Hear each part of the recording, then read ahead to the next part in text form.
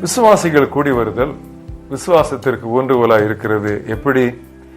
தனிப்பட்டவருடைய விசுவாசம் கூட்டு வாழ்க்கையின் விசுவாசத்தை விருத்தியடைய செய்கிறது. அப்படியே கூட்டு விசுவாசம் தனிப்பட்டவருடைய விசுவாசத்தை பலப்படுத்துகிறது.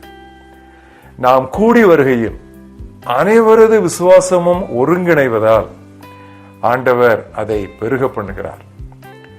இப்படிப்பட்ட விசுவாசத்தில் சபை வளரும் பொழுது எண்ணிக்கையிலும் சபையினர் பெருகுவார்கள். எனவேதான் ஆரம்பகால சபையை குறித்து அப்போஸ்தலர் 16:5 வாசிக்கிறோம்.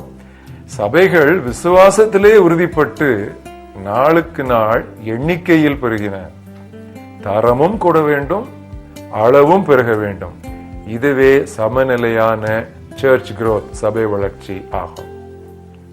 அடுத்து பரிசுத்தவான்கள் கூடி வரும் பொழுது இன்னொரு முக்கியமான காரியம், ஒருவருக்கொருவர் நாம் உதவி செய்ய